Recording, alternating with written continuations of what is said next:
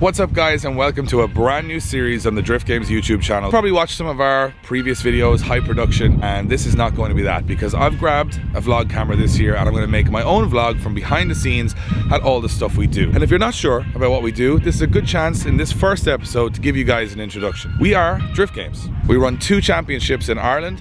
One is called the Link ECU Drift Games Nationals. We also run the Link ECU Drift Games Extreme. 2019 is going to be our busiest year because we also run some stuff outside of Ireland, such as the Drift Masters European Championship, and we also run the best championship in the United Arab Emirates, which is called the Emirates Drift Championship. This year, we're taking on more than we've ever taken on before. Over 30 events will be across 10 countries, and for the first time ever, we're going to bring the camera along, showing you guys what went right, what went wrong, the cool people we meet along the way, and showing you, of course, cool cars, which is what we're all about. You'll have to bear with us, we're not experts. We are just going to take you along for the ride and see exactly what happens.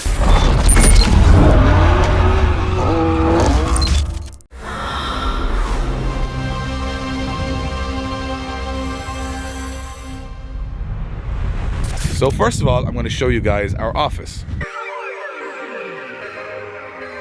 So this is the Drift Games HQ, where we do all of our work, where we plan the events, where all of the media gets made. Pretty much we get to be here every day in the middle of a race circuit, which is pretty cool and pretty distracting when you look out the window. But I'm going to show you around. This is stuff that a lot of people haven't seen behind the scenes. Some people wonder how many of us work here. Well, there's 5 full-time staff here working on all of those events throughout the year.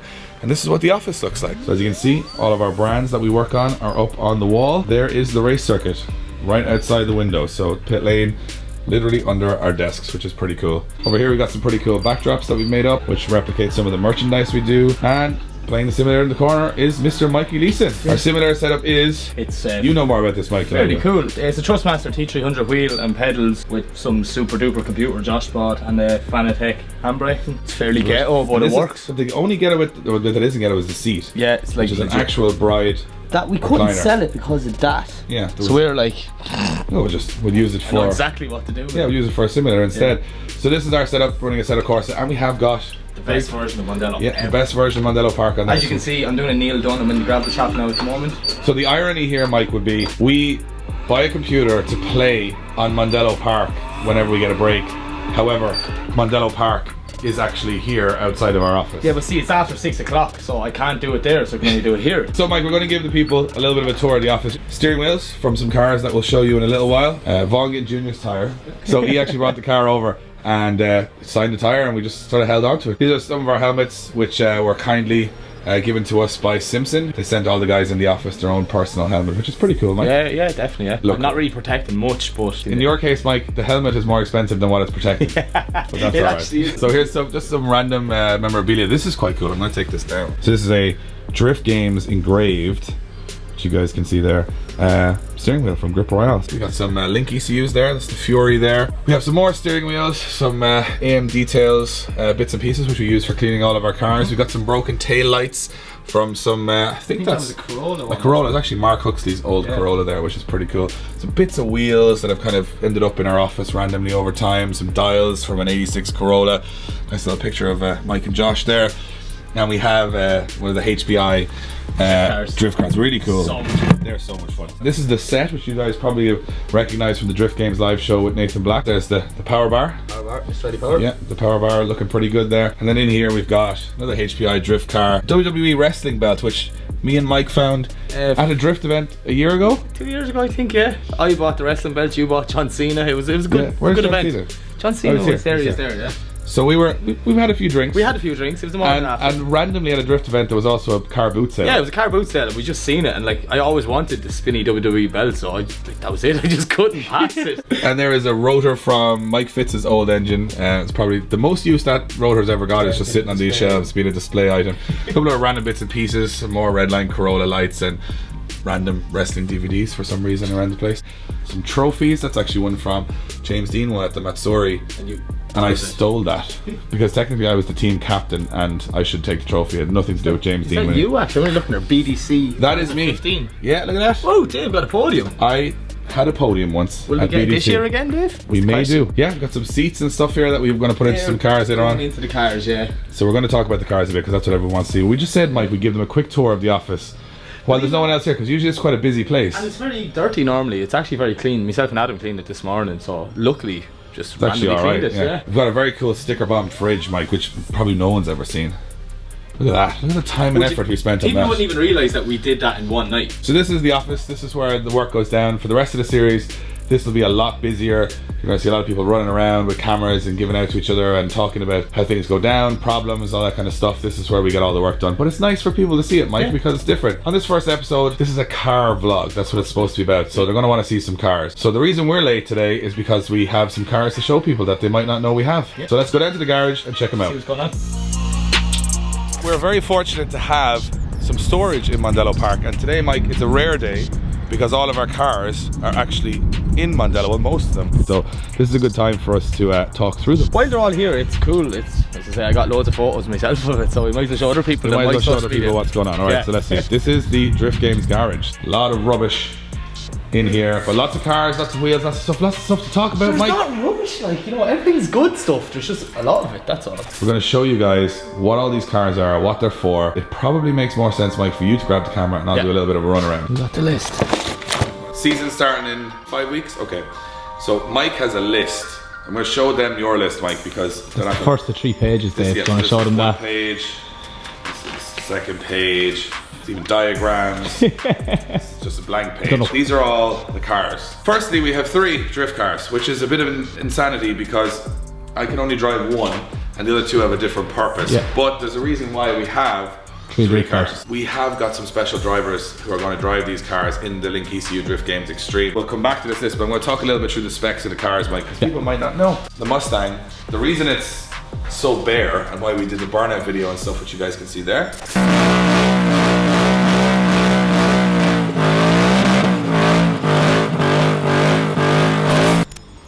is because we have no spare panels for this car, and if it's going into competition this year, which is my plan was to go back into the British Drift Championship this year, we were so afraid that if we were to damage anything on the car, nobody has anything for it. There's nothing whatsoever. So we got in touch with the guys at Megaspec, and they're amazing at making fiberglass molds. So right now, the only thing we haven't molded is the bonnet and the doors, which are still on the car, but every other panel on the car has been replicated in fiberglass so that if we do hit something or crash or whatever, we have panels there just instead of waiting 6, 8, 10 weeks to get them. So, And we've all seen your driving, so it's handy to be prepared. so this is the heart of the Mobil 1 Mustang, which everything looks a bit dusty and stuff now, but we've got a good bit of tidying up done on the off season. This car was originally driven by Vaughn Ginn Jr. Then it was bought by DJ Danny Neville in the Middle East, and that's where I saw it. Danny was switching to an S chassis for competitive drifting, and it was kind of without purpose. So I made a very big financial and probably a poor financial decision and decided to buy the car. So the car runs a Boss 302 5-litre Coyote V8 from Ford. So the difference is a normal Ford Mustang will come with a 5-litre V8, but the Boss 302 is a special edition engine they made, which is basically fully forged, which standard puts out about, I don't know, maybe 450 horsepower, maybe 465 horsepower. But then you put on the biggest Vortex supercharger I've ever seen in my life onto this car, and everything just goes up a notch. And this did 840 horsepower on race fuel on the dyno. We're going to change the fuel this year to Sunoco because we want to make it run very, very consistently. We partnered up with Sunoco because obviously if you're running a very, very highly tuned engine, fuel from the pump isn't going to work for you because it's so inconsistent. We decided with Sunoco to say we can go for a higher octane than we're on previously, run the car even better, and just make sure it stays reliable. When you're running 840 horsepower and an engine, yeah. I think the pillar there is the only thing that's left steel on the car, like that's it there. This is what's from the original left side of the car. That's literally, that's it there. The car was pretty grubby on the inside, so Mike, you did an awesome job of cleaning everything up there. That's it. Just ready to put all the safety stuff back into it. Yeah, plumbed in fire extinguisher, 6-point harnesses, all the new Seats, rules. all that kind of stuff. Back of the car is a little bit more bare. Full fuel safe. It's actually a nice tidy job in the back of this car. I had a little tip with the car when we went out to the Drift Games Bash last October, so we fixed all that. I say we, someone else fixed all that. I did the initial part, which was crashing it, and someone else, and Mike fixed it, right? So we'll give you that one, Mike. Back end of the car, this runs a live axle, which is probably one of the only cars that runs a live axle in drifting. And the last upgrade, that's the big change this year, we're hoping to put a sequential gearbox in the car. The fact that it's left-hand drive, it makes it much easier for me to drive, because changing gear is hard enough mid-drift, and I'm not the best driver in the world, but doing it with the right hand. If it's just up or down, it's just easier, yeah. And this is a really difficult car to steer because there's so much weight over the front end of the car, it's much longer, and it doesn't feel like another car to drive. So to make it as easy as possible for myself, I wanted to make it quite crashable and quite drivable. So we're just going to run it at 840 or 50 horsepower. All of our lubricants are going to be supplied by Mobil 1, and Burke Lubricants are going to basically give us a pack to make sure the car is, getting a service after every time we use it. It's a highly tuned car, so it's a lot different than the other two we're about to show you, that it needs a lot more care and attention. But so far so good. We've been getting through all the teething problems. One of the biggest things, Mike, is like all the safety regulations. Yeah, right? yeah. While a lot of guys are saying, I've got to spend so much money on my safety regs, I've got to spend it 3 times to get to my own safety regs. You didn't think that one through? Didn't think this one through at all. Harnesses, plumbed in fire extinguisher, proper seats, and all my own safety gear and stuff. So other than that, this one's not too bad. Now the next two, on the other hand, have been guntered by people all over the country of Ireland. That's true. Oh, one last thing on the Mustang we can show you is the new wheels.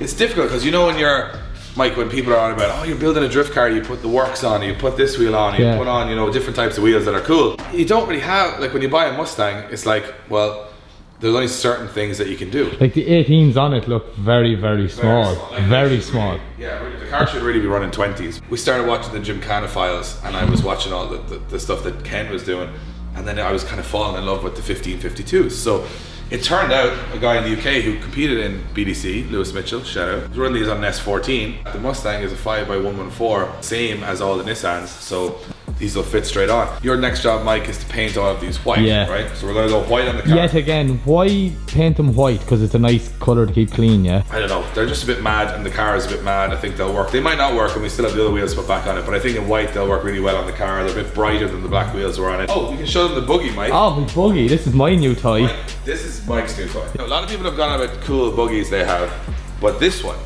is not just cool, but it's extremely dangerous. Steering wheel is like a go-kart wheel, so if you're driving straight, it sort of does this. It doesn't have any seats. There's no seats, like that's so the you main can thing. fall off if you go too fast around the corner. And the thing is, the most important thing, it drifts. We're gonna paint this black, right, Mike? Yeah, paint it black. I'm gonna do a bit of work so it actually is functional, put like a cage on it so it holds things in. So we got the sidetrack from the car. This is the first of the two 180SXs we have. So we picked this up from Pete Nielsen. I'm gonna show you some clips of this car in action.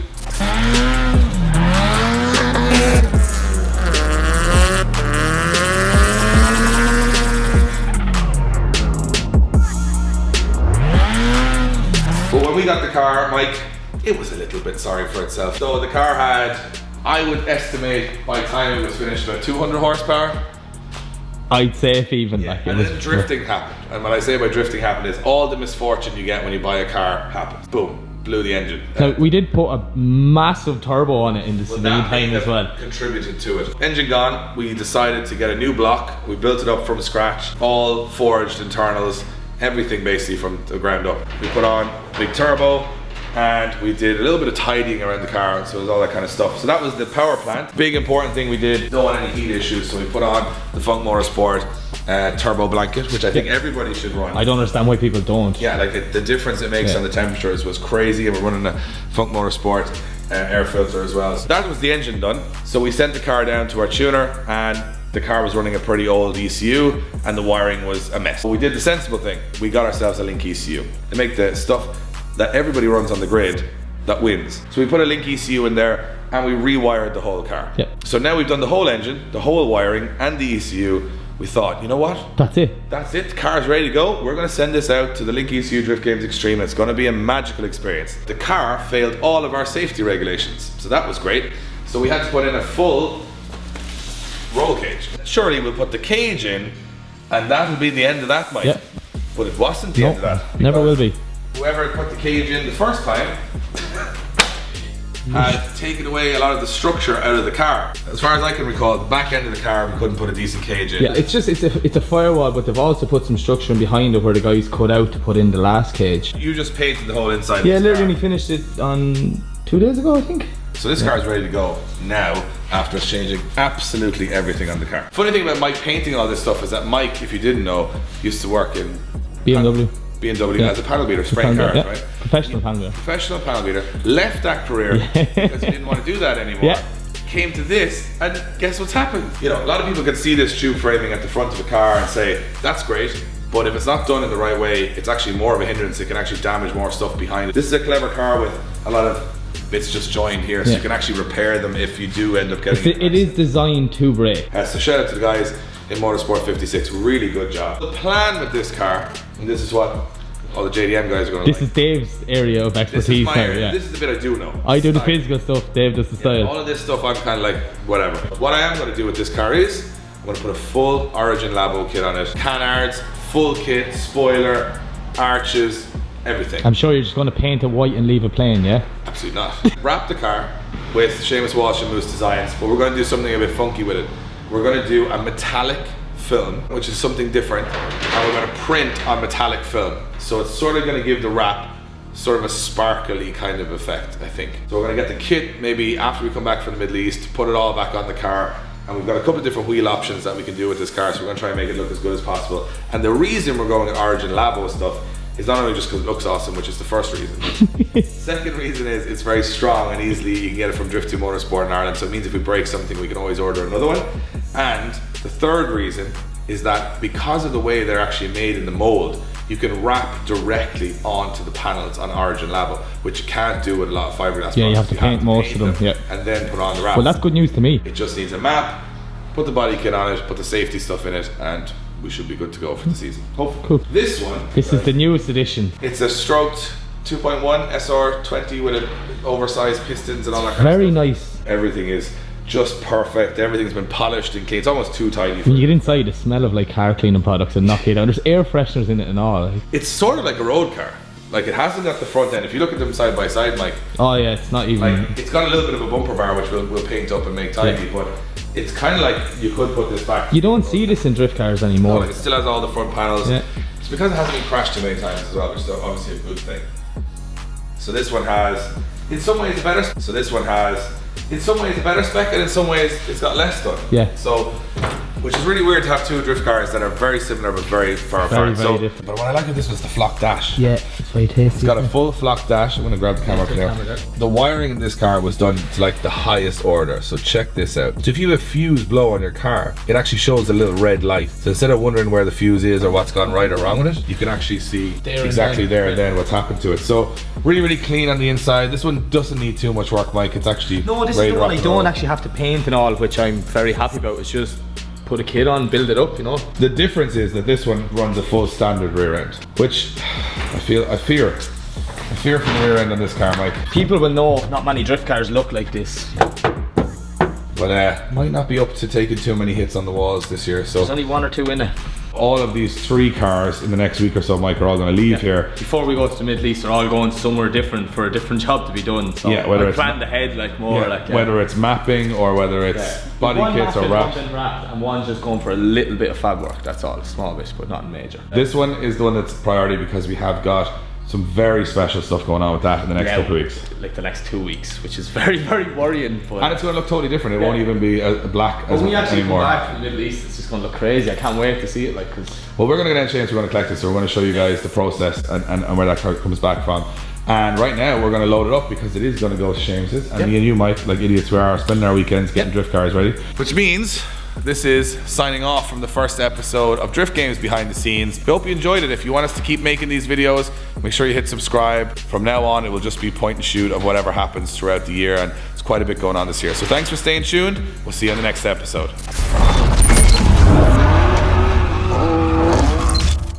Well, as you can see, it is hurricane season in Mondello Park, but we're in the Drift Games garage, checking in with what's gone on with the brightness here.